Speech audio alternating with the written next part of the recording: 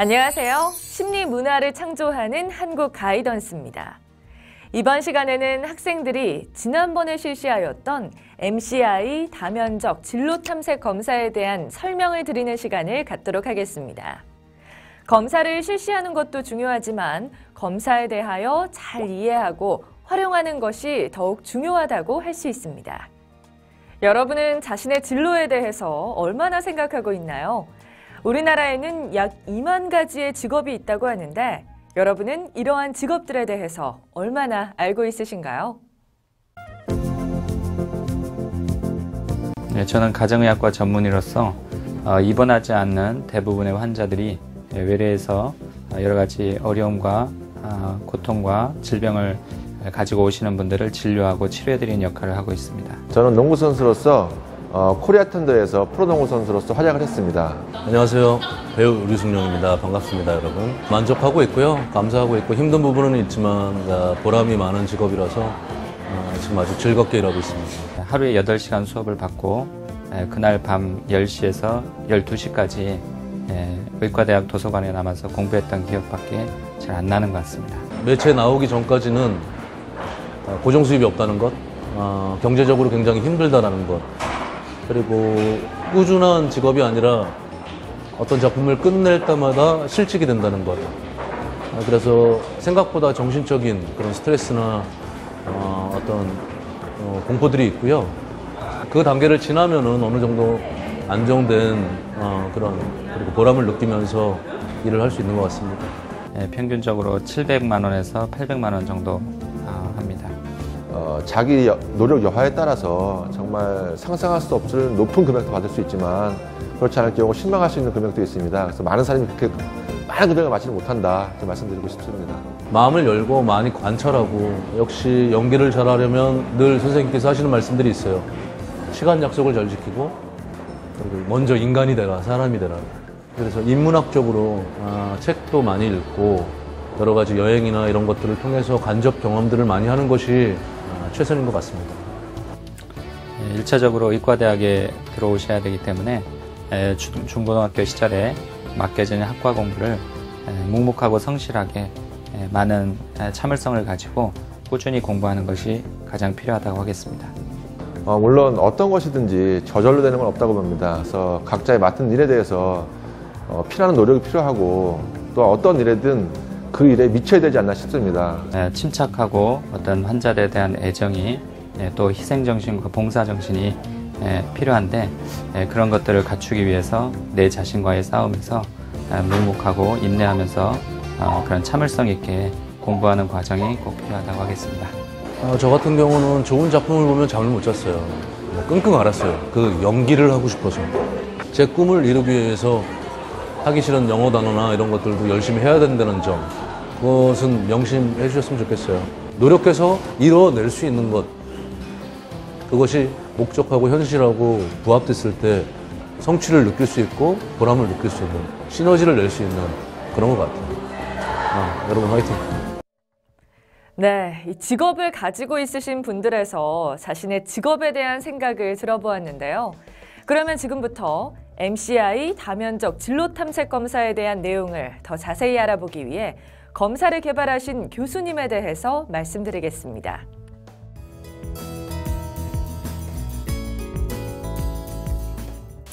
네, 본 검사는 그 진로 선택을 어떻게 해야 되는지 그 방법을 잘 모르거나 그럴 때 도움을 줄 수 있는 검사입니다. 이 검사는 그 미국의 프랭크 파슨스라고 하는 진로 심리학자가 이야기한 이론들을 바탕으로 하고 있는데요. 프랭크 파슨스는 그 진로 결정을 잘 하려면 자신에 대해서 잘 이해해야 하고 직업에 대해서 잘 알고 있어야 한다고 했습니다. 그래서 본 검사는 자신을 잘 이해하는 데 도움이 될 수 있도록 활용되고자 개발되었습니다. 그러면 자기를 어떻게 이해해야 되는지 그리고 나에 대해서 무엇을 알아야 되는지에 대해서는 우리가 잘 모르고 있는 경우들이 있습니다. 그런데 최근에 진로심리학자들이 이야기하는 것 중에 자신에 대해서 자신의 흥미 그리고 자신의 능력, 자신의 가치관 이런 부분들을 알아야 자신의 진로를 선택하는 데 도움을 많이 받을 수 있다라고 합니다. 그런데 그 자신의 흥미와 능력과 가치관을 알 수 있는 중요한 방법을 제시한 사람이 있는데 그 사람이 존 홀랜드라고 하는 진로 심리학자입니다. 존 홀랜드는 사람들에게는 6가지 성격 유형이 있다고 해서 그 성격 유형을 이해하면 그 성격 유형에 따라서 사람들이 가지고 있는 흥미와 능력과 그 다음에 가치관들을 파악할 수 있다고 했습니다. 그래서 홀랜드의 6가지 성격 유형을 먼저 이해할 필요가 있습니다. 그러면 그 홀랜드의 그 6가지 성격 유형에 대해서 간단하게 설명을 드리겠습니다. 먼저 그 현실형이 있는데요. 현실형의 사람들은 주로 어떤 도구를 활용해서 무엇을 만들거나 고치거나 조작하거나 또는 신체적인 어떤 운동 능력을 활용하는 것을 선호하는 사람들을 말합니다.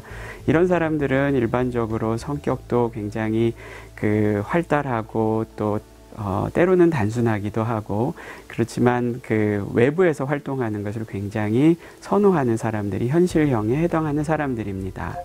그 다음에 이제 탐구형인데요. 탐구형의 사람들은 우리가 알지 못하고 있는 어떤 지식들이라던가 또는 사실들을 탐구하고자 하고 또는 밝혀내고자 하고 연구하고자 하는 그런 활동들을 선호하거나 또는 탐색하는 그런 능력들을 가지고 있는 사람들이 탐색형에 해당하는 사람들입니다.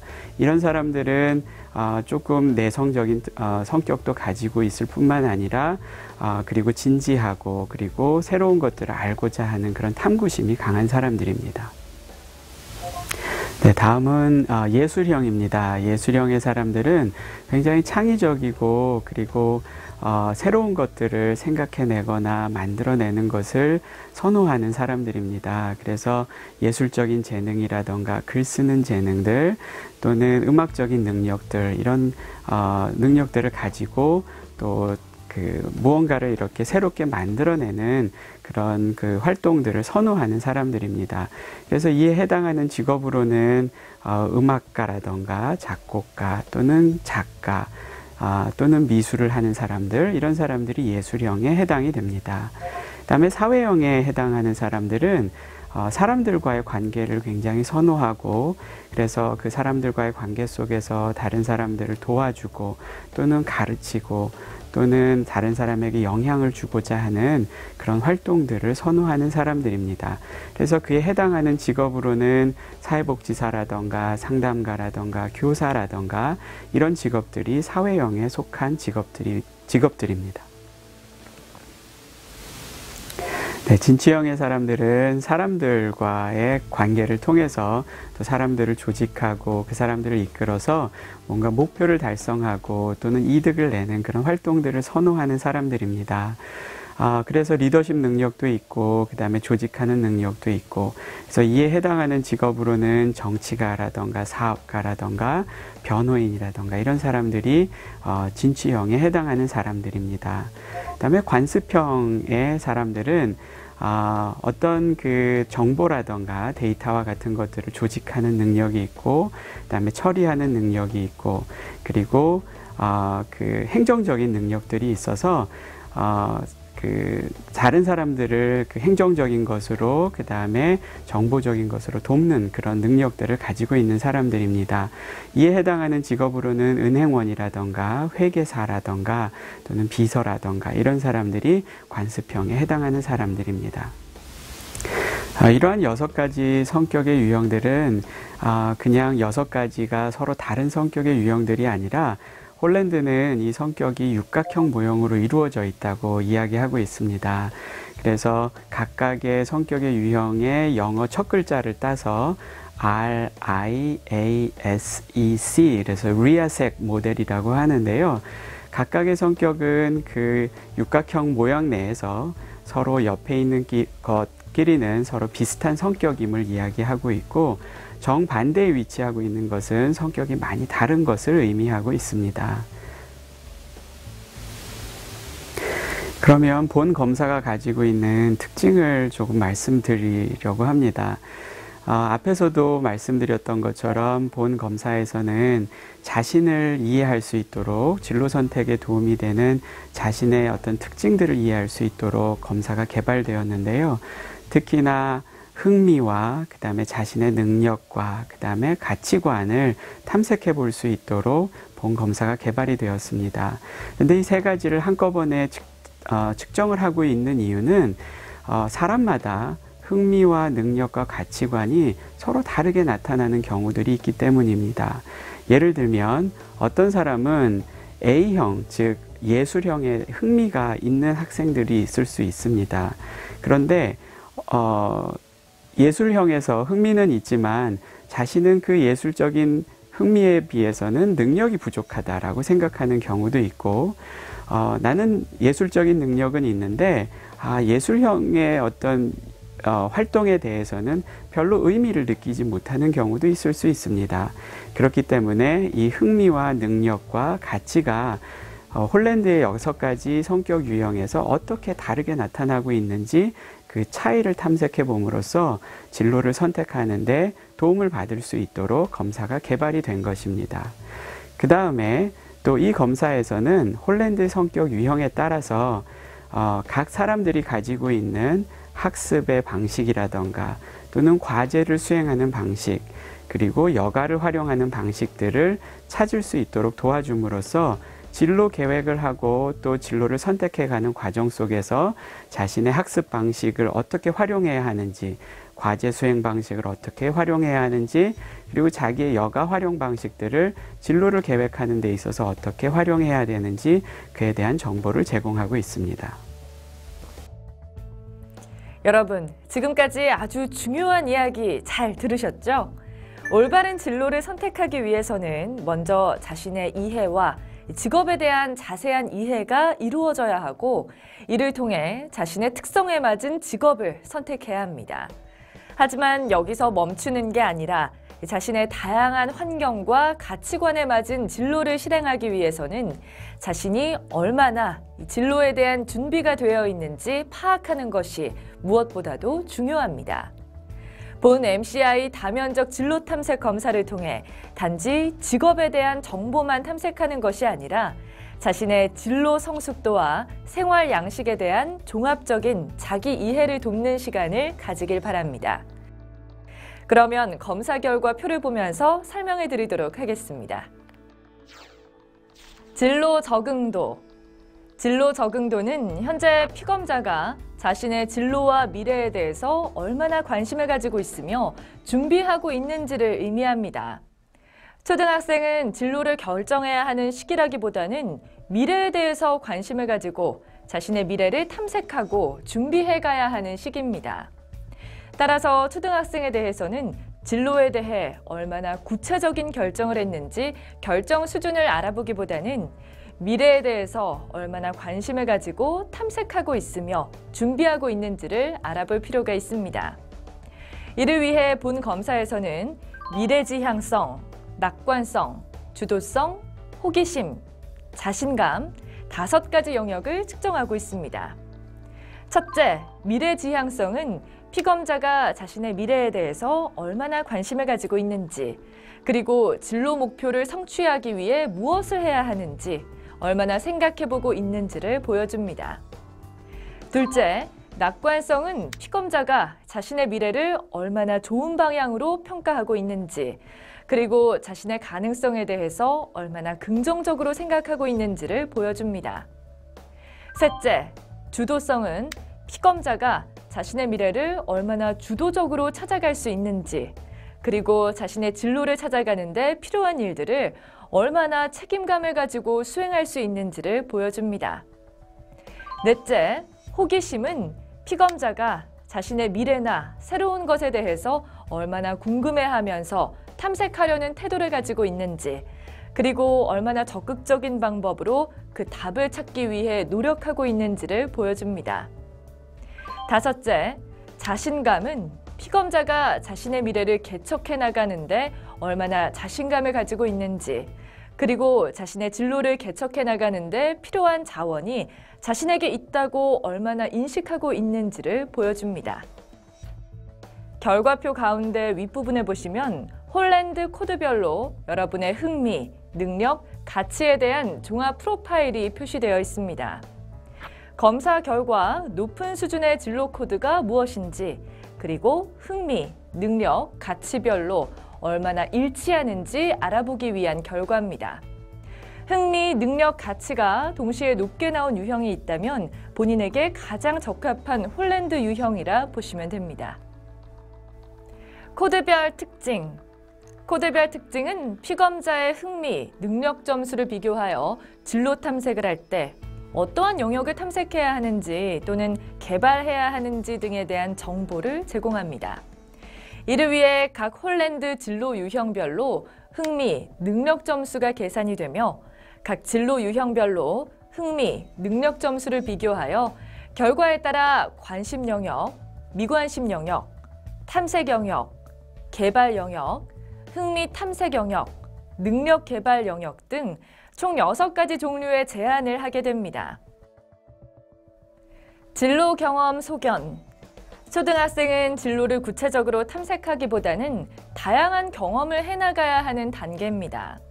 따라서 현재 진로와 관련된 경험들을 얼마나 했는지 수준을 보여줌으로써 부족한 부분에 대해서는 다양한 경험을 할 수 있도록 제안하고 있습니다.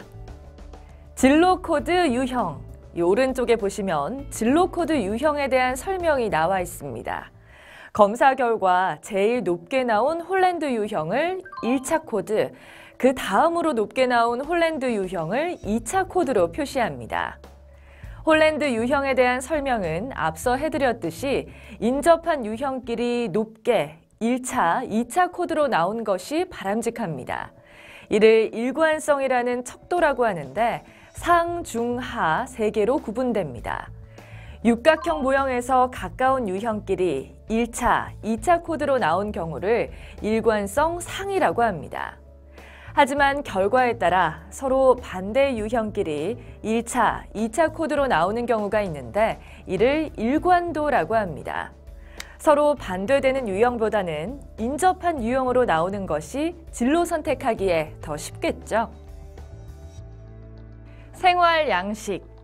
생활 양식은 홀랜드 성격 유형에 따라 여가, 학습, 과제에서 피검자가 어떠한 특성을 갖는지에 대한 정보를 제공합니다. 이를 위해 본 검사는 각 생활 영역에서 피검자의 홀랜드 성격 유형을 탐색하여 피검자의 여가 활용 방식, 학습 수행 방식, 과제 수행 방식이 어떤지를 탐색할 수 있도록 하였습니다. 진로를 선택하고 계획하는 데 있어서 자신의 생활 양식을 이해하게 되면 자신의 특성에 맞는 진로 계획을 세울 수 있을 뿐만 아니라 자신의 생활 양식에 맞는 직업을 선택할 수 있게 됩니다. 추천 직업. 추천 직업은 검사 결과 여러분의 흥미, 능력을 종합하여 볼 때 여러분에게 추천할 만한 추천 직업에 대한 명칭들이 제시되어 있습니다. 여기에 나온 결과는 최소한의 정보이며 더 자세한 결과는 직업사전이나 다양한 직업 검색을 통해 정보를 알아보시기 바랍니다. 한국 가이던스 홈페이지에는 진로 정보란을 통해 다양한 진로 정보를 제공하고 있으니 참고 바랍니다. 자, 이렇게 설명드렸는데 와, 정말 많은 분들이 집중해서 듣고 있군요. 잠깐 여기서 오늘 결과 해석의 가장 중요한 설명을 드리고자 합니다. 조금만 더 집중해 주시기 바랍니다. 자, 지금까지 검사 결과표에 나온 내용을 보면서 설명해 드렸습니다. 이렇게 나온 결과 해석에 있어서 여러분이 주의해야 할 부분이 무엇일까요? 다음은 검사를 활용하고 해석할 때 주의사항에 대해서 말씀을 드리도록 하겠습니다. 본 검사는 학생들의 그 진로 방향을 절대적으로 보여주는 검사는 아닙니다. 이 검사 결과가 어떤 특정한 방향으로 나왔다고 해서 개인이 반드시 그런 쪽으로 진로를 결정해야 됨을 의미하는 것은 아닙니다. 이 검사의 결과를 통해서 이 사람이 어떤 쪽으로 특징을 가지고 있고 어떤 방향으로 나아가면 더 잘 맞을 수 있는지에 대한 힌트와 정보를 제공하는 것일 뿐 그것이 절대적인 방향을 의미하는 것은 아니기 때문에 조금 더 그 검사 결과를 자세하게 들여다보면서 자신이 보완해야 될 부분은 어떠한 것들인지 그리고 더 추구해 나가야 될 부분들은 어떠한 것들인지를 살펴보는 방향으로 검사를 활용하면 좋겠습니다. 본 검사를 해석할 때 주의해야 될 두 번째 사항은 본 검사가 개인의 주관적인 인식을 측정하고 있다는 것입니다. 이것이 개인의 어떤 객관적인 기준을 가지고 개인의 능력과 흥미 수준을 측정하고 있는 것이 아니기 때문에 실제로 개인이 어떤 능력을 가지고 있음에도 불구하고 또는 흥미가 있음에도 불구하고 때로는 그 흥미가 없다 또는 능력이 없다라고 인식하는 것으로 나올 수가 있습니다. 그렇기 때문에 검사를 해석할 때는 이것이 어떤 객관적인 수준을, 객관적인 기준에 의한 수준을 보여주는 것이 아니라 주관적인 인식을 측정하고 있음을 유의하면서 해석하셔야 합니다. 본 검사의 결과가 자신이 평소에 생각하는 바와 다르게 나왔다면 실망할 것이 아니라 왜 다르게 나왔는지 원인을 잘 파악해 보시고 자신이 바라는 모습은 주관적일 수 있으니 지나친 과신은 금물임을 잘 기억하셔야 하겠습니다. 다음은 담임 선생님을 위한 통계표 설명입니다. 지금까지 학생들에게 설명해드렸던 내용 외에 담임 선생님들께만 제공되는 학급 학생들의 전체 결과 점수를 통계표로 만들어서 제공하였습니다. 통계표를 보시면 진로 성숙도 평균 비교에 학교 전체는 흐린색, 학급 결과는 진한 색으로 구분하여 표시하였습니다. 학급 전체 평균을 보실 때 주의사항은 학급을 구성하고 있는 학생들의 전체 점수가 반영되었으나 일부 지나치게 높은 학생들의 점수도 반영될 수 있으므로 학생 개개인의 척도별 점수를 먼저 확인해 보시는 것이 좋습니다. 진로 성숙도 관련 리스트에는 각 하위 영역별로 낮은 수준의 결과를 보여주는 학생들을 명시하였습니다. 본 검사는 피검자의 주관적인 자기인식의 내용이 반영되어 있으며 자신을 지나치게 왜곡하거나 과장하여 응답할 수 있으니 해석에 주의하여 주시기 바랍니다. 통계표 우측을 보시면 개인별 검사 결과 전체에 대한 척도별 점수가 통계표로 제시되고 있습니다. 본 검사는 인성검사와 달리 진로에 대한 학생들의 현재 수준과 현상을 기술한 검사입니다. 결코 예측 가능 점수가 아니며 진로 지도를 하실 때 진로 선택의 많은 경우의 수와 가능성을 염두에 두고 학생이 진로 계획을 실천하는 데 도움을 주시기 바랍니다. 한국 가이던스에서는 오프라인으로 제공해드리는 결과 서비스 외에도 풍성한 온라인 서비스들을 제공하여 드리고 있습니다. 온라인 서비스를 이용하시는 방법은 다음과 같습니다. 먼저 담임 통계표 우측 하단에 보시면 아이디와 비밀번호가 있습니다. 여기 제시된 아이디와 비밀번호는 학교 공용으로 담임 선생님들을 위한 정보입니다. 한국 가이던스 홈페이지에 해당 아이디와 비밀번호를 통해서 로그인하여 접속하시면 연도별, 학년별, 반별, 개인별 검사 결과를 확인할 수 있습니다. 또한 검사 결과를 바탕으로 각종 전문 통계 분석 보고서를 제공해드리고 있습니다. 또한 전체 검사 결과를 바탕으로 한 전문 분석 보고서와 학급별 통계 자료를 정리해 놓은 담임교사용 전문 분석 보고서를 제공해드리고 있사오니 잊지 말고 활용해 주시기 바랍니다. 또한 결과 자료를 학생들의 생활기록부에 활용하실 수 있도록 학생들 결과지에 제공된 정보를 정리한 엑셀 파일을 마이스쿨존에서 제공받으실 수 있습니다.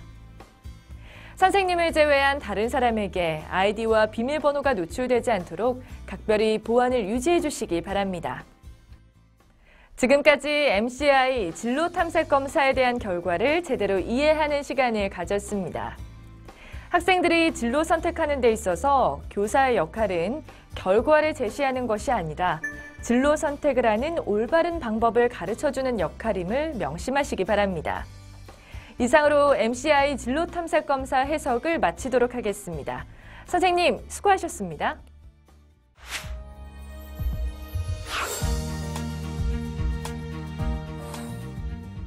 안녕하세요. 심리 문화를 창조하는 한국 가이던스입니다. 선생님들, 학교에서 학생들 수업하시기 정말 힘드시죠? 학생들도 어려움을 많이 느끼고 있을 텐데요. 학교에서 공부하는 게 얼마나 힘든지 친구들 이야기 한번 들어보겠습니다. 시험 때만 되면 너무 힘들어요. 너무 긴장을 해서 기억도 잘 안 나고 또 아는 문제도 막 틀리고 이러니까 성적이 되게 안 나오는 것 같아요. 어떤 친구를 보면 평소에는 별로 잘하는 것 같지 않은데 걔는 시험만 보면은 성적이 되게 잘 나오는 거예요. 그래서 진짜 공부하는 애는 잘하는 애는 진짜 따로 있는 것 같기도 하고 또 어떻게 하면은 시험을 더 잘 볼 수 있는지 되게 고민이에요.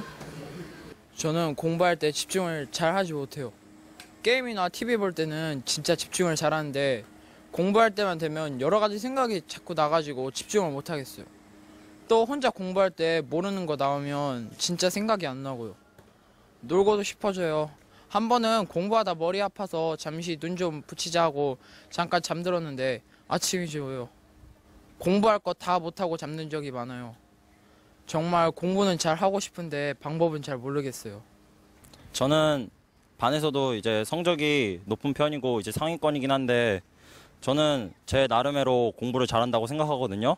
근데 맨날 성적이 떨어질까 봐 너무 무섭고 주위에 저보다 성적 더 좋은 애들 있으면은 괜히 또 그것도 샘나고 그리고 걔네들보다 더 잘하려고 항상 노력하거든요. 그리고 실은 그 부모님한테 더 좋은 성적을 보여드리기 위해서 공부를 하는 것 같거든요. 그래서 시험 성적이 떨어지거나 그러면은 진짜 죽는 것 같아요. 그래서 잘했다가 못했다의 기복이 너무 심한 것 같아요. 네, 많은 친구들이 공부에 대해서 어려워하고 있네요. 그런데 이번에 여러분이 실시한 SLT 자기조절 학습 검사는 이러한 학생들의 고민을 어떻게 하면 해결하고 공부를 잘할 수 있을까라는 질문에 도움을 드리고자 제작된 학습 검사입니다. 그러면 자기조절 학습 검사를 개발하신 저자분을 만나 설명을 들어보도록 하겠습니다. 교수님 안녕하세요. SLT 자기조절 학습 검사를 개발하셨는데 자기조절 학습이란 도대체 무엇인가요?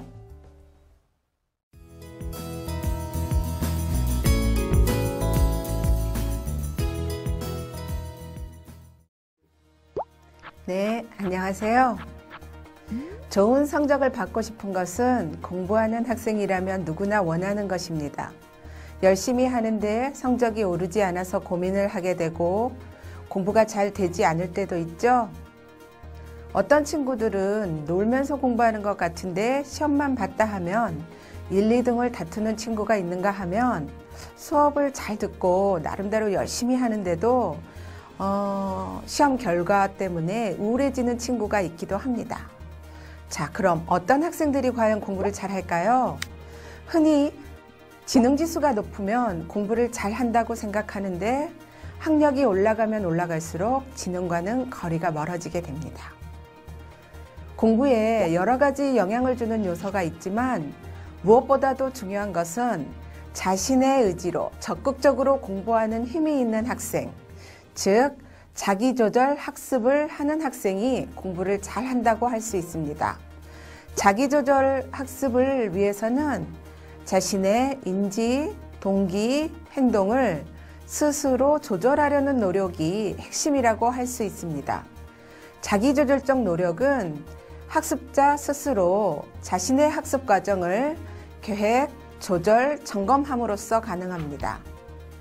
자기 스스로 계획을 세우고 집중하며 좋은 습관을 형성해서 공부하는 학생이 결국 자기조절 학습을 하는 학생이라고 말할 수 있을 것입니다. 자기조절적 학습 전략들을 얼마나 적극적으로 활용하는지와 또 그 전략들이 얼마나 효과적인지에 따라 달라집니다. 이번 시간에는 자기조절 학습 전략이 얼마나 잘 세워져 있는지 알아보고 자신의 장단점을 파악하여 자기조절을 개선하기 위해서 바로 자기조절 학습 검사를 실시한 것입니다. 자기조절 학습 능력은 여러 가지 요인으로 구성된 다차원적 개념으로 자기조절 능력에서 다양한 패턴과 유형이 나타날 수 있습니다. 인지조절이 뛰어난 학생들이 있는 반면 동기조절에서 잘하는 학생들이 있습니다. 자기조절 학습 검사는 학생들의 장점과 약점을 파악하며 이후 학습을 어떻게 할 것인지 객관적인 자료를 제공합니다. SLT 자기조절 학습검사와 같은 표준화 심리검사를 해석하기 위해서는 먼저 검사 결과에 사용되는 점수에 대해서 알아볼 필요가 있습니다. 검사 결과지에 보이는 점수들 중 가장 먼저 눈에 띄는 것이 바로 T점수일 텐데요. T점수란 무엇일까요? 백분위 점수는 뭔지 아시겠어요? T점수와 백분위 점수를 보는 방법에 대해서 설명해 드리겠습니다. 우선 T점수에 대한 정의부터 알아보겠습니다. 심리검사에서 주로 쓰이는 환산점수로 평균을 50점을 기준으로 하며 표준 편차를 10점으로 하는 점수 체계입니다. 이렇게 설명을 드리니 왠지 더 어렵게 느껴지시죠?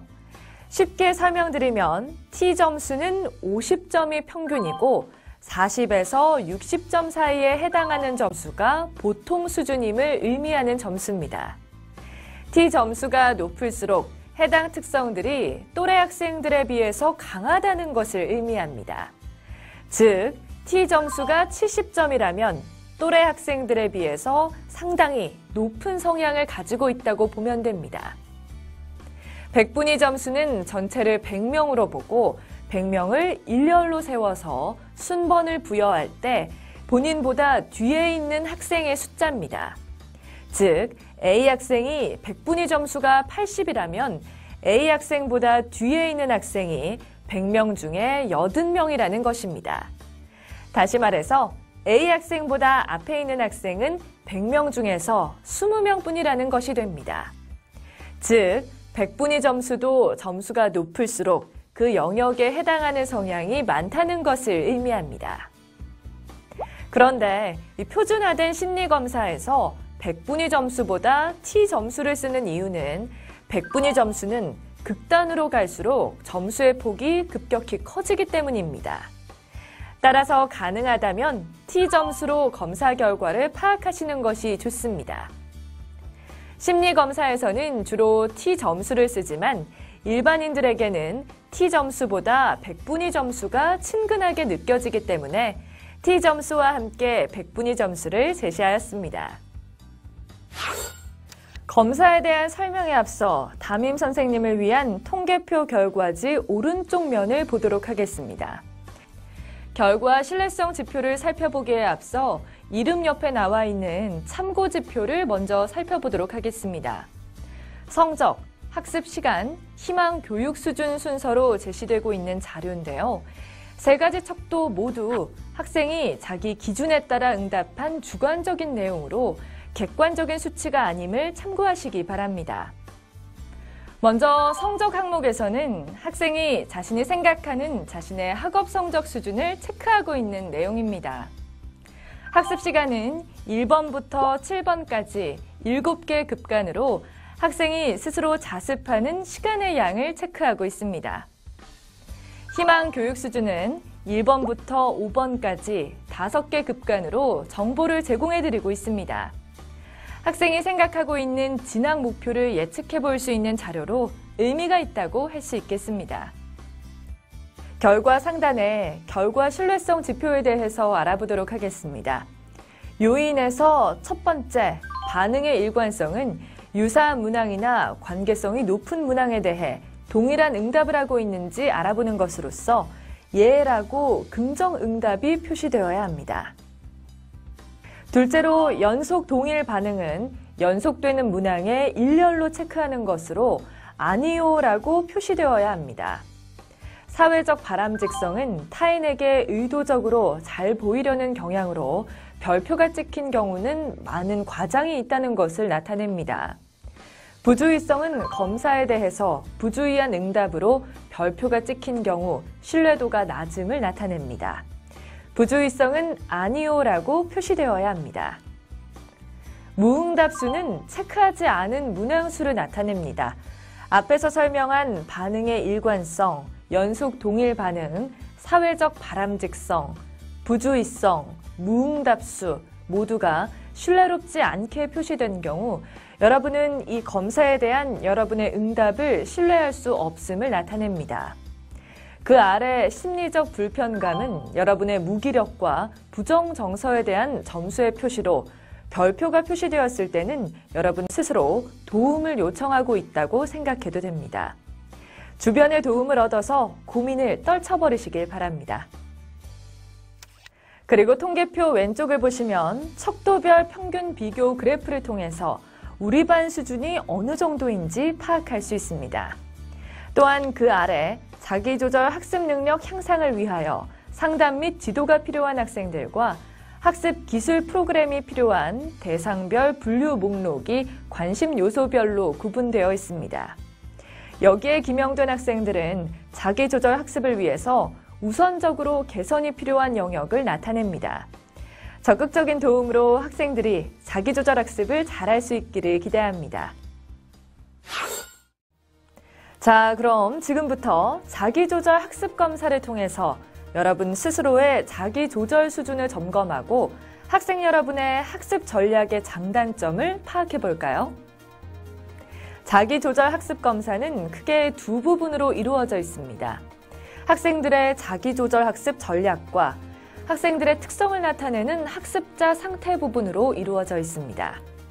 자기조절 학습 전략에는 크게 인지조절, 동기조절, 행동조절로 나뉘어져 있습니다.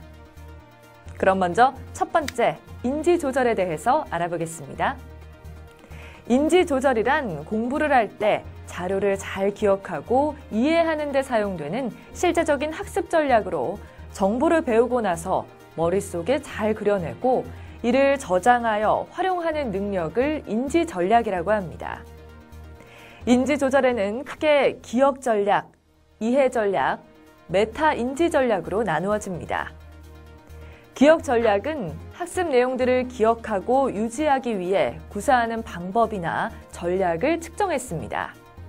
여기 점수가 높은 학생은 남들보다 기억을 잘하기 위한 자기만의 기억 방법을 가지고 있겠죠. 이해 전략이란 학습 내용에 대한 이해나 핵심 내용 파악 능력이 높은 것을 나타냅니다. 높을수록 효율적으로 자료를 기억하고 이해하는 능력이 높겠죠. 메타 인지 전략은 조금 이해하기 어려운 용어인데요. 자신이 알고 있는 학습 내용에 대해서 조절하고 점검하는 것으로 볼 수 있습니다. 내가 무엇을 알고 무엇을 모르는지에 대해 파악하는 것의 여부를 아는 것이라고 볼 수 있습니다. 동기 조절은 올바른 학습 동기를 가지고 바람직한 결과를 얻기 위하여 자신의 마음 상태나 정서를 조절하는 능력으로 높을수록 긍정적인 생각으로 학습에 있어서 힘든 상황을 잘 극복하려 합니다. 동기 조절에는 정서 조절, 긴장 유지, 동기 유발 세 가지로 구분됩니다. 정서 조절은 여러분들이 공부하면서 실패나 스트레스 상황을 겪을 때 부정적 생각과 마음을 스스로 조절하고 긍정적인 방향으로 마음을 변화시키려는 대처 방법이나 정도를 측정합니다. 긴장 유지는 학습의 효과를 높이기 위해 적절한 긴장감을 유지하려는 태도를 보이는지 알아보는 영역이며 공부를 하지 않았을 때 장래에 어떻게 될 것인가 상상하는 모습을 떠올리며 힘들어도 학습을 지속하는 것에 대한 의지를 나타내기도 합니다. 동기 유발은 스스로 학습 동기를 높이고 유지하기 위해 스스로 즐겁게 하려는 전략을 측정합니다. 행동 조절은 학업 수행에 있어서 지속적인 학습을 할 수 있도록 행동으로 실천하는 모습을 알아보는 것으로 학습하는데 자신의 환경을 얼마나 잘 관리하고 있는가 또는 학습에 도움을 주는 여러 자료와 자원들을 탐색하고 스스로 행동을 얼마나 잘 통제하면서 학습하는가를 알아보기 위한 영역입니다. 실천 전략은 계획한 일을 스스로 힘과 노력으로 끝까지 해내려는 의지나 책임감을 알아보기 위한 것입니다. 실천 전략이 높을수록 주어진 과제를 책임감을 가지고 실제적인 노력을 하며 공부나 과제를 정해진 시간 안에 끝내는 모습들을 볼 수 있습니다. 시간 환경 관리는 시간을 얼마나 효율적으로 사용하고 있는가, 공부가 잘 되는 시간대를 정해두고 공부하는가 등을 알아보며 공부 환경을 스스로 선택해서 학습에 집중하는 데 방해되는 환경을 차단을 잘하는지 알아보는 영역입니다. 자원 활용은 학습에 관련된 내용과 자료를 많이 찾아보는 능력이 있는지, 필요한 것을 더욱 깊이 있게 이해하기 위해서 적극적인 탐색 활동을 하는지 알아보는 것으로 자원 활용이 높은 경우 적극적인 질문이나 참고서, 사전 등을 잘 활용하고 있는 경우입니다. 지금까지 자기조절 학습 전략에 대해서 알아보았습니다. 그렇다면 지금부터는 자기조절 학습 검사의 두 번째 영역인 학습자의 상태에 대해서 알아보도록 하겠습니다. 학습자의 상태에는 동기적 상태와 정서적 상태, 크게 두 부분으로 이루어져 있습니다. 그럼 먼저 동기적 상태에 대해서 알아보겠습니다. 동기적 상태에는 자신감, 중요성 인식, 탄력성, 학습 흥미, 4가지 하위 영역이 있습니다. 자신감은 자신의 노력과 능력을 통해 더 좋은 결과가 있을 것이라는 확신과 성취할 수 있다는 기대 정도를 나타내며 자신의 힘으로 이루어낼 수 있다고 믿는 믿음, 신념의 정도를 나타냅니다. 중요성 인식은 학교에서 배운 내용들이나 학습한 내용들이 나중에 자신과 미래에 도움이 될 것이라고 생각하는 것과 유용한 가치가 있다고 생각하는 정도로서 자신에게 유익하다고 느끼게 되는 경우 여러분들은 보다 학습에 적극적으로 참여하는 모습을 보입니다. 탄력성은 실패하거나 스트레스를 경험하더라도 굳건히 이겨내는 능력과 어려움을 견뎌내는 강한 의지를 나타냅니다. 학습 흥미는 배움 자체에 집중하여 공부하는 내용에 대한 흥미와 호기심, 만족감을 느끼는 정도를 측정합니다. 정서적 상태에는 긍정 정서, 부정 정서, 시험 불안, 무기력이 있습니다. 학습하면서 정서적으로 어려움이 있는지 여부를 알아보는 영역입니다. 긍정 정서는 학습하면서 보람, 자신감, 즐거움 등의 긍정적 정서를 보이는 경우이며 점수가 높은 경우 지적 능력과 창조성을 잘 발휘하여 자기조절을 잘할 수 있습니다. 부정 정서는 학습하면서 느끼는 짜증, 좌절감, 압박감 등의 부정 정서를 나타내는 것으로 학업에 대한 부담, 부모님의 기대와 잔소리, 학교에서 친구들과의 관계 등에서 갈등이 있는지 알아보는 것입니다. 부정 정서가 높으면 의욕 상실, 주변에 대한 무관심, 무력감 등이 나타날 수 있습니다. 시험 불안은 시험에서 오는 불안, 스트레스를 알아보는 것으로 시험에 대한 지나친 불안은 시험 공부를 방해하며 학습 과정이나 성격, 건강 등에 좋지 않은 영향을 미칠 수 있습니다. 무기력은 반복된 실패 경험으로 인한 의욕 상실과 무력한 모습을 보이는 정도를 알아보기 위한 것으로 학습된 무기력이 지속되면 우울해질 수도 있습니다. 여러분의 수준에 맞는 학습을 통해서 자신감을 얻을 필요가 있습니다. 지금까지 자기조절 학습 검사의 자기조절 학습 전략과 학습자의 상태에 대해서 알아보았습니다. 이번 검사 결과를 통해서 여러분들이 어떠한 전략을 잘 사용하고 있는지, 또한 여러분들이 공부하면서 정서상의 어려움이 없는지 잘 알았으리라 생각합니다. 학생들의 결과지를 보면 종합 프로파일 부분에서 좌측에 자기조절 학습 지수가 표시되어 있습니다. 지능 지수와 달리 자기 스스로 학습 상황을 조절할 수 있는 능력으로 Q 점수로 표시되어 있습니다. 100점을 평균으로 하는 점수로 85점에서 115점 사이에 대부분 분포하며 85점 미만은 매우 낮음, 115 이상은 매우 높은 수준으로 이해하시면 됩니다. 또한 종합소견란에는 여러분의 검사 결과 프로파일을 바탕으로 여러분이 이해하기 쉽도록 해석하여 놓았으니 참조 바랍니다. 가운데 나의 유형에 나와 있는 자기조절 학습 전략에 따른 여러분의 유형을 분류하여 놓았으며 강점과 약점으로 작용하는 조절 전략에 대한 내용을 표시하였습니다. 결과표 오른쪽에는 더 세부적으로 자기조절 학습 전략에 대한 점수 분포와 종합 소견을 나타내었으며 학습자 특성에 대한 구체적인 내용도 표시하였으니 잘 읽어보시기 바랍니다. 결과지 뒷면에는 자기조절 학습에 대한 개념과 여러분이 공부에 도움이 되는 내용들이 수록되어 있습니다. 참고하시기 바랍니다. 한국 가이던스에서는 오프라인으로 제공해드리는 결과 서비스 외에도 풍성한 온라인 서비스들을 제공하여 드리고 있습니다. 온라인 서비스를 이용하시는 방법은 다음과 같습니다.